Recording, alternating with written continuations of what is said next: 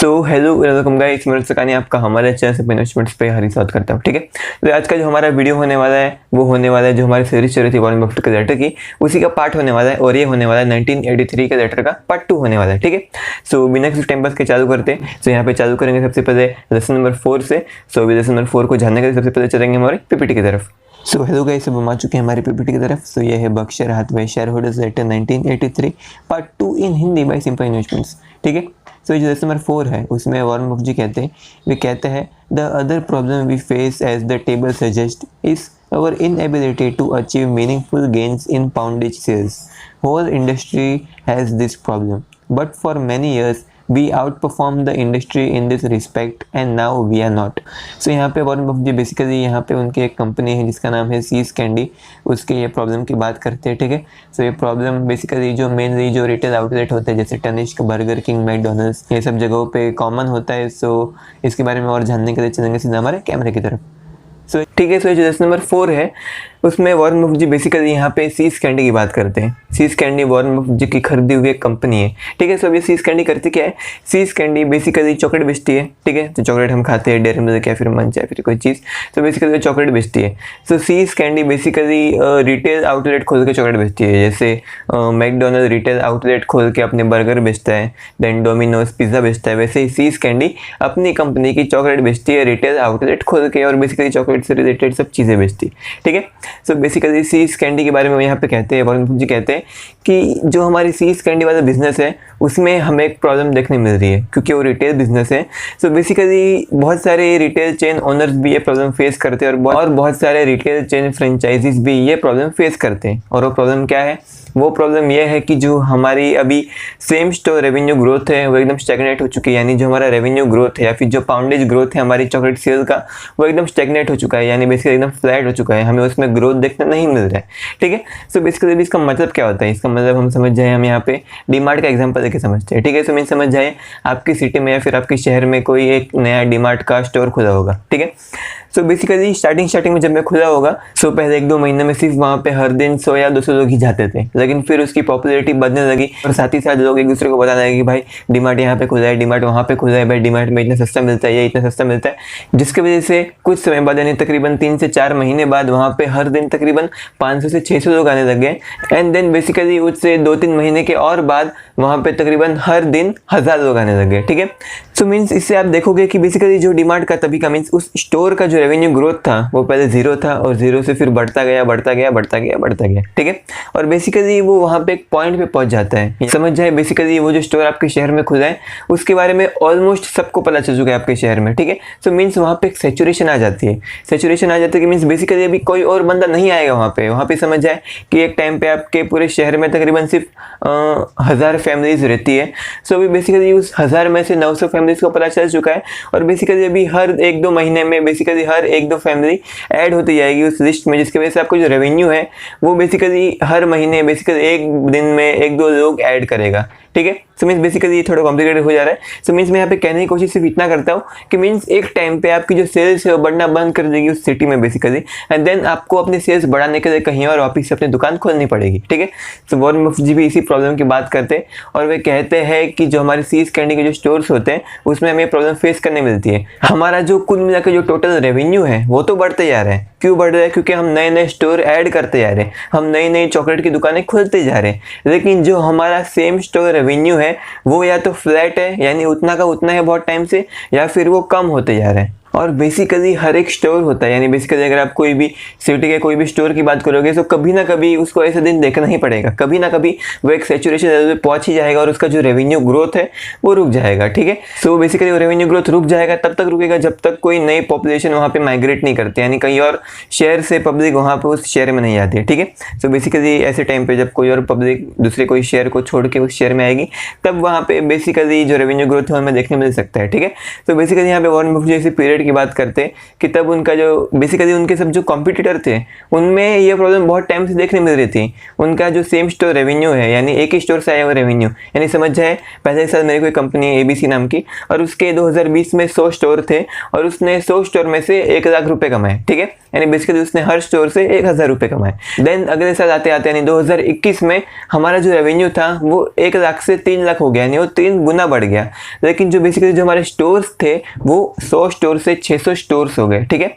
यानी बेसिकली अगर हम देखेंगे तो एक इन्वेस्टर के हिसाब से वो इन्वेस्टर बोलेगा कि भाई इसकी जो अर्निंग्स है वो 3 गुना हो चुकी है, लेकिन क्या वो इसमें में देख पा रहा है कि इसके जो स्टोर्स के जो नंबर है वो भी 100 से 600 हो चुके हैं, यानी वो 6 गुना हो चुके हैं। पहले 2020 में ये कंपनी 100 स्टोर से 1 लाख कमाती थी, यानी एक स्टोर के ऊपर 1000 रुपये कमाती थी, लेकिन 2021 में कंपनी 600 स्टोर पे 3 लाख कमा रही है, यानी हर एक स्टोर पे सिर्फ 500 रुपये कमा रही है, यानी इसकी जो सेम स्टोर अर्निंग्स है वो हाफ हो चुकी है, ठीक है। सो बेसिकली हम कोई भी रिटेल बिजनेस को एनालाइज करते हैं उसमें हमें ये चीज़ देखनी चाहिए, फिर चाहे वो तनिष्क हो या फिर मैकडोनल्ड्स हो या फिर बर्गर किंग हो या फिर कोई भी ऐसी कंपनी हो, हमें जब कोई भी रिटेल चेन आउटलेट हम यहाँ पे जब उसका एनालिसिस करते हैं तब हमें ये चीज़ देखनी चाहिए। और बेसिकली ये जो रिटेल बिजनेस होता है वो थोड़ा बहुत मीन्स रिस्की होता है ये सब चीज़ों की वजह से, क्योंकि हमें पता नहीं कौन सा स्टोर हम कब खोलेंगे, जिसके वजह से वहाँ पे जो पब्लिक है वो कब आना चालू होगी, वो कब पॉपुलर होगा बेसिकली, और वहाँ के रेवेन्यूज़ कितने होंगे, क्या हम वहाँ पे प्रॉफिट में चलेंगे, क्या हम लॉस में चलेंगे, और बेसिकली क्या जो सेम स्टोर रेवेन्यू है ऊपर जाएगा नीचे जाएगा। सो बेसिकली इससे बहुत सारे ऐसे चीज़ें होती है जो अनप्रिडिक्टेबल होती है। सो बेसिकली आपको सिर्फ विनर्स के साथ जाना चाहिए। जैसे अगर हम बात करें यहाँ पे डीमार्ट, सो डीमार्ट का जो ट्रैक रिकॉर्ड है वो बहुत अच्छा है, उसने जितने भी स्टोर खोले मेनली वो सब स्टोर प्रॉफिटेबल ही होते हैं और उनमें से एक भी स्टोर उनको क्लोज डाउन करने की जरूरत नहीं पड़ती। लेकिन वहीं पर अगर हम देखेंगे बर्गर किंग या फिर मैकडोनल्ड्स या फिर बेसिकली तनिष्क या फिर कोई और कंपनी, तो बेसिकली उनको वहाँ पे जो फेलियर रेट है वो थोड़ा बहुत है। क्योंकि अगर हम देखेंगे सो बर्गर किंग है, सो बर्गर किंग कहीं पे भी अपना जो आउटलेट है अगर वो चालू कर देगा तो ऐसा गारंटी नहीं है कि वहाँ पे प्रॉफिट होगा। अगर वहाँ पे जो मैकडोनल्ड्स की जो आउटलेट है वो 2 या फिर 3 है, सो बेसिकली पब्लिक या तो मैकडोनल्ड्स में जाना पसंद करेगी क्योंकि बर्गर किंग का एक ही आउटलेट और वहाँ पे मेनली भीड़ होती है। तो बेसिकली वहाँ पे अचानक से लोग आना कम कर देंगे, उनको लगता है भीड़ होगी, सबको लगता है मीन सब लोग ये सोचेंगे भीड़ होगी वहाँ पे, और वहाँ पे नहीं जाते, हम लोग मैकडी में जाते हैं, जिसकी वजह से बर्गर किंग है वहाँ पे भीड़ ही नहीं होगी, वहाँ पे पब्लिक ही नहीं आएगी, जिसकी वजह से उसका रेवेन्यू कम हो सकते हैं। और ऐसी बहुत सारी अलग अलग चीज़ें रहती है जिसकी वजह से वहाँ पे जो स्टोर है वो क्लोज हो सकता है। लेकिन जो डीमार्ट है, डीमार्ट जितना डिस्काउंट कोई और चीज़ नहीं देगी। तो लोग क्या सोचते हैं, हाँ भाई वहाँ पे भीड़ होगी चलेगा हमें, लेकिन हमें सस्ती चीज़ वहीं से मिल रही है तो हमें वहीं पे जाना चाहिए। सो इसीलिए आपको यहाँ पे जो रिटेल स्पेस है वहाँ पे प्रूवन ट्रैक रिकॉर्ड वाली कंपनी में इन्वेस्टमेंट करना चाहिए, और बेसिकली ऐसी कोई कंपनी में इन्वेस्टमेंट करना चाहिए जिसके पास एक मोट होता है, जिसके पास एक फाइनेंशियल एडवांटेज होता है। सो मैं यहाँ पे कोई भी ऐसा एडवाइस नहीं दे रहा हूँ कि आप डीमार्ट खरीदे या फिर ये खरीदे या फिर इसको सेल कर दीजिए। मैं यहाँ पे सिर्फ एजुकेशनल पर्पज़ के लिए आपको ये चीज़ बता रहा हूँ, ठीक है। सो वॉरेन बफेट जी कहते हैं कि बेसिकली रिटेल बिजनेस में हमें ये सब प्रॉब्लम फेस करनी पड़ती है। जो सीज कैंडी थी वो थोड़े टाइम पहले अपने कंपटीटर से अलग थी, उसके जो रेवेन्यूज थे वो बढ़ते जा रहे थे, लेकिन अभी फिलहाल कुछ समय से उसमें और उसके कॉम्पिटिटर में इतना कुछ फर्क नहीं पड़ रहा है। जो सेम स्टोर रेवेन्यूज है वो हमारे ग्रो नहीं हो रहे, यानी एक ही स्टोर से हमारी आई हुई जो कमाई है वो ग्रो नहीं हो रही है, वो उतनी की उतनी है, स्टैग्नेट है या फिर थोड़ी कम हो रही है, ठीक है। जिसकी वजह से वो कहते हैं कि ये कुछ चिंता का विषय हो सकता है। ऐसा क्यों? क्योंकि बेसिकली कोई भी कंपनी होती है उसकी स्टॉक प्राइस या फिर बेसिकली उस कंपनी की नेट वर्थ या फिर उसकी वैल्यू बेसिकली 4 चीज़ों पर डिपेंडेंट होती है। एक होती है क्वालिटी, एक होती है प्रॉफिटेबिलिटी, एक होता है ग्रोथ और एक होता है मैनेजमेंट। बिजनेस को बेसिकली ग्रेट बिजनेस होने के लिए उसको ये चारों चीज़ें ज़रूरी होती है। अगर कंपनी के पास प्रॉफिटेबिलिटी है, उसके पास क्वालिटी है, उसके पास ग्रोथ है, लेकिन अच्छी मैनेजमेंट नहीं है, तो बेसिकली वो कंपनी कुछ काम की नहीं है। वो कंपनी की प्रॉफिटेबिलिटी कभी भी अनप्रॉफिटेबिलिटी में बदल सकती है, उसका ग्रोथ कभी भी अनग्रोथ में बदल सकता है, उसका जो क्वालिटी है वो कभी भी रिवर्स हो सकती है, ठीक है। और अगर किसी कंपनी के पास अच्छी मैनेजमेंट है, अच्छा ग्रोथ है, अच्छी क्वालिटी है, लेकिन उसके पास प्रॉफिटेबिलिटी नहीं है, सो क्या काम की। जैसे अगर बात करेंगे यहाँ पे पेटीएम, सो बेसिकली उसके पास इतना अच्छा ग्रोथ है, उसके पास क्वालिटी भी है थोड़ी बहुत, लेकिन प्रॉफिटेबिलिटी नहीं है। सो बेसिकली आप यहाँ पे अभी फिलहाल तो इन्वेस्ट नहीं करना चाहोगे, और बेसिकली बहुत ज़्यादा हाई वैल्यूएशन पे भी है। मैं यहाँ पे सिर्फ ये एजुकेशनल पर्पज़ के लिए बता रहा हूँ, ठीक है। और बेसिकली अगर कोई कंपनी होगी जिसमें बेसिकली क्वालिटी होगी, उसमें अच्छी मैनेजमेंट होगी, उसमें प्रॉफिटेबिलिटी भी होगी, लेकिन उसमें ग्रोथ नहीं होगा, सो बेसिकली क्या काम की वो कंपनी। जब तक उसमें ग्रोथ नहीं होगा, यानी जब तक उसमें अर्निंग्स ग्रोथ नहीं होगी, तब तक उसका स्टॉक प्राइस में ग्रोथ कैसे होगा, ठीक है। तो बेसिकली वो कंपनी ग्रेट नहीं हो सकती, वो कंपनी गुड हो सकती है लेकिन ग्रेट नहीं हो सकती। और अगर वहीं पे हम बात करें कोई कंपनी में प्रॉफिटेबिलिटी है, अच्छी मैनेजमेंट है और अच्छा ग्रोथ है, लेकिन उसमें क्वालिटी नहीं है, तो बेसिकली वो कंपनी कभी ग्रेट कंपनी नहीं हो सकती, को बिजनेस कभी भी ग्रेट बिजनेस नहीं हो सकता, वो एक गुड बिजनेस होगा। सो अगर आपको अच्छे से इन्वेस्टिंग करना है, आपको मीन्स बेसिकली समझ जाए कि आपकी जो पूरी लाइफ है उसमें आपको तकरीबन सिर्फ 5 से 6 ही अच्छी कंपनी आप ढूंढ सकते हो, और वो कंपनी आपको सबसे ग्रेटेस्ट कंपनी ढूंढनी है। सो बेसिकली आप चाहोगे कि वो जो कंपनी आप जिसमें उसमें इन्वेस्ट करते हो उसमें बेसिकली ये चारों चीज़ें हो, ठीक है। सो बेसिकली ये था हमारा लेसन नंबर 4। अभी चलेंगे लेसन नंबर 5 की तरफ। मेरे हिसाब से आपको लेसन नंबर 4 समझ में आया होगा। अभी चलेंगे लेसन नंबर 5 की तरफ। सो ये जो लेसन नंबर 5 है उसमें वॉरेन बफेट जी कहते हैं, वे कहते हैं accounting consequences do not influence our operating or capital allocation decisions. When acquisition costs are similar, we much prefer to purchase $2 of earnings that is not reportable by us under standard accounting principles than to purchase $1 of earnings that is reportable. सो यहाँ पे Warren Buffett जी basically dividend, bond के interest payment और यूरिप और ये सब चीज़ों की बात करते हैं, और यहाँ पे वॉरेन बफेट जी बेसिकली खुद के एग्जांपल्स के द्वारा वो ये सब चीज़ों की जो एडवांटेजेस और डिसएडवांटेजेस होती है उनको समझाने की कोशिश करते हैं, ठीक है। सो ये सब चीज़ों को जानने के लिए चलेंगे सीधा हमारे कैमरे की तरफ। सो ये जो लेसन नंबर 5 है उसमें वॉरेन बफेट जी कहते हैं, वे कहते हैं कि जो अकाउंटिंग प्रिंसिपल्स होते हैं वो हमारे कैपिटल एलोकेशन के डिसीजन को बिल्कुल भी इन्फ्लुएंस नहीं करते। सो अभी उनका यहाँ पे मतलब क्या, उनका यहाँ पे मतलब यही है कि बेसिकली आप समझ जाए मेरी एक कंपनी है, और अगर समझ जाए कि मैं स्टॉक मार्केट में किसी और कंपनी में इन्वेस्टमेंट करता हूँ और बेसिकली मैंने उस कंपनी कुछ शेयर खरीदे, मैंने समझ जाए उस कंपनी के 10% शेयर खरीद लिया, यानी कंपनी का 10% हिस्सा मैंने खरीद लिया। तो बेसिकली अभी वो कंपनी जितने प्रॉफिट कमाएगी वो प्रॉफिट मैं अपनी कंपनी की अर्निंग्स में नहीं दिखा पाऊंगा, लेकिन वो कंपनी जितना मुझे डिविडेंड देगी सिर्फ उतनी ही अर्निंग्स में दिखा पाऊंगा मैं। लेकिन अगर मैंने उस कंपनी को पूरा एक्वायर कर लिया, यानी 50% या फिर उससे ज़्यादा एक्वायर कर लिया, यानी 51% या फिर उससे ज़्यादा एक्वायर कर लिया, सो बेसिकली वो कंपनी की जितनी भी अर्निंग्स होगी उस अर्निंग्स को मैं अपनी अर्निंग्स में दिखा सकता हूँ, ठीक है। सो बेसिकली यही फ़र्क होता है, यानी बेसिकली कोई भी बहुत सारी कंपनी होती है, वो लोग सोचते हैं कि अगर मैं स्टॉक मार्केट में उस कंपनी को खरीदूंगा, यानी बेसिकली उसके शेयर खरीदूंगा, सो मैं सिर्फ उसके डिविडेंड का ही पैसा अपनी अर्निंग्स में दिखा पाऊंगा। लेकिन अगर मैं वो पूरी कंपनी को खरीद लूँगा, सो बेसिकली मैं उसकी जो पूरी अर्निंग्स है वो अपनी अर्निंग्स में दिखा पाऊंगा, और लोग सोचेंगे कि भाई कितना अच्छा मैनेजर है, कितना अच्छा CEO है, अचानक से इसके आते ही जो अर्निंग्स है वो इतनी ज़्यादा बढ़ गई। लेकिन असली में वो लोग इस चीज़ के पीछे, यानी अपनी कंपनी की अर्निंग्स को बढ़ाने के लिए वो लोग जो स्टॉक मार्केट में वो कंपनी बहुत सस्ते में मिल रही होती है, वो 1 रुपये में मिल रही होती है, अगर हम एग्जाम्पल की तरफ लेंगे, सो बेसिकली वो कंपनी 1 रुपये में मिल रही होती है। लेकिन अगर हम उसी कंपनी को कॉर्पोरेट एक्विजिशंस के थ्रू 100% एक्वायर करने जाएंगे, हम लोग बेसिकली ये जो मर्जर होते हैं फिर एक्विजिशंस होते हैं कॉर्पोरेशन में करते हैं, उनको मीन्स 100% सामने वाली कंपनी को एक्वायर करने जाएंगे, सो कंपनी हमें महंगे प्राइस पे मिल सकती है, और साथ ही साथ उसमें हमें थोड़ा पैसा इन्वेस्टमेंट बैंक को देना पड़ता है, इसको देना पड़ता है, रेगुलेटरी को देना पड़ता है, जिसके वजह से जो हमारा कुल मिला के उस कंपनी को एक्वायर करने का जो कॉस्ट है वो बढ़ जाता है, जिसके वजह से हम उस कंपनी के लिए 2 रुपया पे करते हैं। यानी समझ जाए उस कंपनी को अगर आप स्टॉक मार्केट में खरीदते हो, सो वो कंपनी आपको 10 रुपये के ऊपर 2 रुपये कमा के दे रही है स्टॉक मार्केट में, लेकिन वो कंपनी अगर आप समझ जाए उसको कॉर्पोरेट बाईबैक या फिर कॉर्पोरेट एक्विजिशंस के थ्रू परचेज करते हो, सो आपको 10 रुपये के ऊपर सिर्फ 1 रुपया कमा के दे रही है। तो यहाँ पे बेसिकली मैं उस कंपनी की PE की बात कर रहा हूँ, अगर आपने उसको महंगे प्राइस पे खरीदा उसकी PE बढ़ जाएगी, अगर सस्ते प्राइस पे खरीदा तो उसकी PE कम हो जाएगी, ठीक है। तो बेसिकली यहाँ पे वॉरेन बफेट जी भी यही कहते हैं कि हम कभी भी किसी भी कंपनी को एक्वायर करने की कोशिश करते हैं, सो हम मेनली अगर समझ जाए हमारे पास 2 चॉइसेस है कि वो कंपनी हमारे 10 रुपये के ऊपर, यानी हम अगर उस कंपनी में 10 रुपये इन्वेस्ट करते हैं, सो वो 10 रुपया हमें हर साल 2 रुपये कमा के देगा, लेकिन वो 2 रुपये हम हमारी अर्निंग्स में दिखा नहीं सकते। और जो दूसरी चॉइस है वो ये है कि हम उस कंपनी में अगर 10 रुपये इन्वेस्ट करता हूँ, सो बेसिकली वो कंपनी मुझे 10 रुपये के ऊपर 1 रुपया कमा के देगी, लेकिन वो जो पूरा 1 रुपया है उसको मैं अपनी अर्निंग्स में दिखा सकता हूँ। तो बेसिकली वे कहते हैं कि हम जो पहला ऑप्शन है उसी को चूज़ करेंगे, हम बेसिकली 10 रुपये से 2 रुपये की अर्निंग्स पर खरीदना चाहेंगे। और बेसिकली वॉरेन बफेट यहाँ पे मीन्स इसका और हमारे साथ मतलब क्या है, मीन्स हम लोग तो कोई कंपनी को बाय नहीं करते, हम लोग कोई भी एक्विजिशन नहीं करते, हम लोग सिर्फ स्टॉक मार्केट में खरीदते हैं। सो बेसिकली हम लोग मीन्स कॉर्पोरेट एक्विजिशंस का मतलब ही नहीं बनता हमारे लिए। सो यहाँ पे वॉरेन बफेट जी का मतलब कॉर्पोरेट एक्विजिशन से नहीं था सिर्फ, यहाँ पे वॉरेन बफेट जी का मतलब बेसिकली हमारे बाकी सब बायसेस से भी था। यानी मीन्स अगर हम देखेंगे सो हमारे दिमाग में ऐसा हमेशा रहता है कि कोई भी स्टॉक जो ज़्यादा डिविडेंड पे करता है हम लोग उसको खरीदते हैं। क्यों?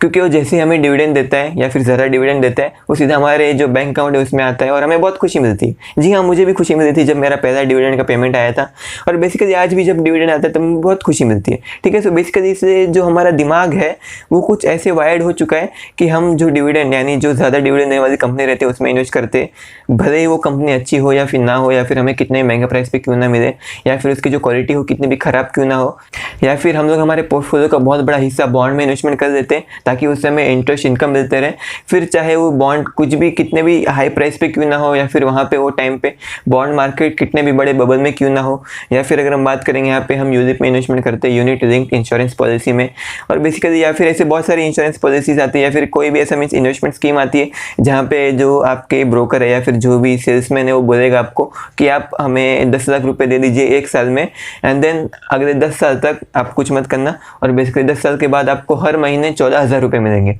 तो बेसिकली इसका कुछ मतलब ही नहीं है। आप आराम से खुद अगर आप इन्वेस्टमेंट करते हो या फिर एफडी में इन्वेस्टमेंट करते हो तो आपको हर महीने तकरीबन 10 साल के बाद 14,000 से ज़्यादा ही मिलेगा, या फिर बेसिकली उसके आजू बाजू ही मिलेगा। तो बेसिकली आपको ये लोग को पैसे देना ही क्यों है। और बेसिकली लेकिन हम सोचते हैं कि भाई हर महीने मेरे को 14,000 मिलेगा, भाई 10 लाख में हर महीने 14,000 कितना अच्छा है, कितना अच्छा है, एक नंबर, हम इसी में इन्वेस्टमेंट करेंगे। लेकिन यहीं पे हम गलती करते हैं, हम बेसिकली यहाँ पे रैशनली नहीं सोचते, हम यहाँ पे गड़बड़ कर देते हैं, हम लोग एकदम क्या बोलते हैं लालची हो जाते हैं। हमें लगता है कि भाई जब पैसा डायरेक्ट हमारे अकाउंट में आएगा तब कितनी खुशी मिलेगी। तो बेसिकली आपको ऐसा इरेशनली नहीं सोचना चाहिए, आपको एकदम रैशनल डिसीजन लेना चाहिए, आपको एकदम अर्निंग्स पावर के लिए इन्वेस्टमेंट करना चाहिए, आपको जहाँ पे जो पी रेशियो कम हो वहीं पर इन्वेस्टमेंट करना चाहिए, और आपको बेसिकली चारों चीज़ें ध्यान में रखनी चाहिए। कौन सी चारों चीज़ें जो हमने यहाँ पे हमारे पहले लेसन में बताई, कौन सी है वो? क्वालिटी होना चाहिए, ग्रोथ होना चाहिए, प्रॉफिटेबिलिटी होनी चाहिए और अच्छी मैनेजमेंट होनी चाहिए। ठीक है, अगर वो चारों चीज़ है तभी वो जो इन्वेस्टमेंट है वो एकदम ग्रेट इन्वेस्टमेंट है, और वो जो बिजनेस है वो एकदम ग्रेट बिजनेस है। अगर नहीं है तो बेसिकली वो ग्रेट नहीं है, वो गुड हो सकता है या फिर बैड भी हो सकता है। ठीक है, तो बेसिकली आपको चारों चीज़ों के पीछे भागना चाहिए, आपको कैश के पीछे या फिर डिविडेंड के पीछे या फिर इंटरेस्ट पेमेंट के पीछे या फिर हर महीने 14,000 रुपये के पीछे नहीं भागना चाहिए। ठीक है, सो यही था लेसन नंबर 5। अभी चलेंगे लेसन नंबर 6 की तरफ। ठीक है, सो मेरे हिसाब से आपको लेसन नंबर 5 समझ में आया होगा। अभी चलेंगे लेसन नंबर 6 की तरफ। तो ये जो लेसन नंबर 6 है उसमें वॉरेन बफेट जी कहते हैं the CEO who misleads others in public may eventually mislead himself in private।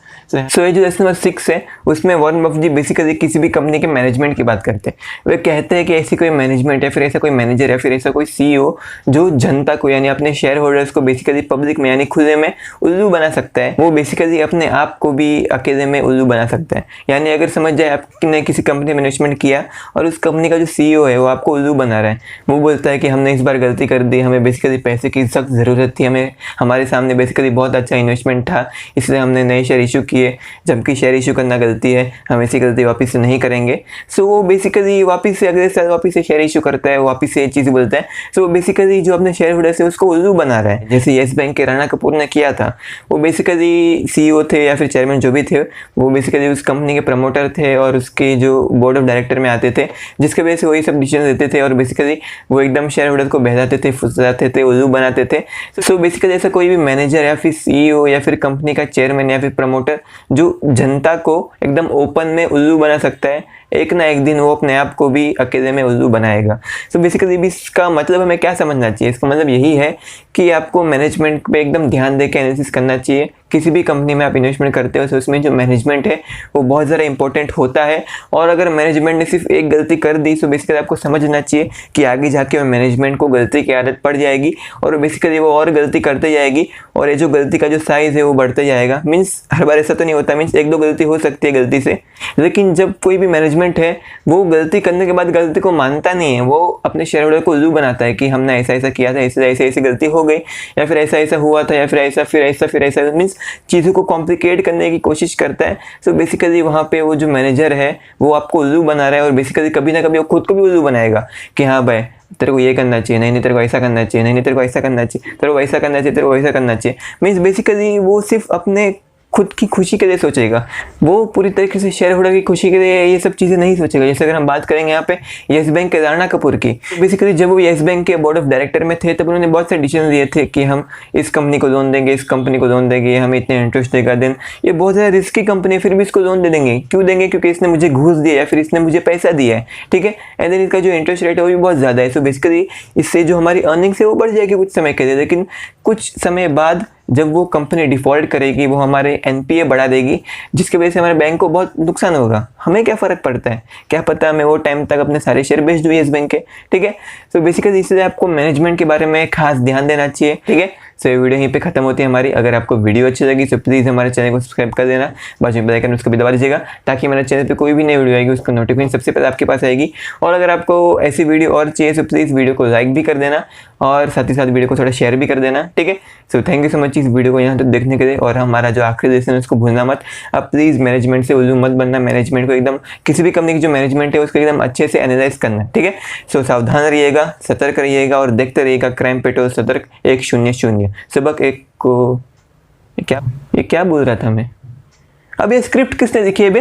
अच्छा मैंने लिखी है, सॉरी वो थोड़ा स्क्रिप्ट लिख रहा था, तभी थोड़ा वो क्राइम पेट्रोल देख रहा था, इससे थोड़ा वो स्क्रिप्ट और क्राइम पेट्रोल मिक्स हो गया, sorry. So thank you so much इस वीडियो को यहाँ तक देखने के लिए, थैंक यू सो मच। अब हम चलते हैं।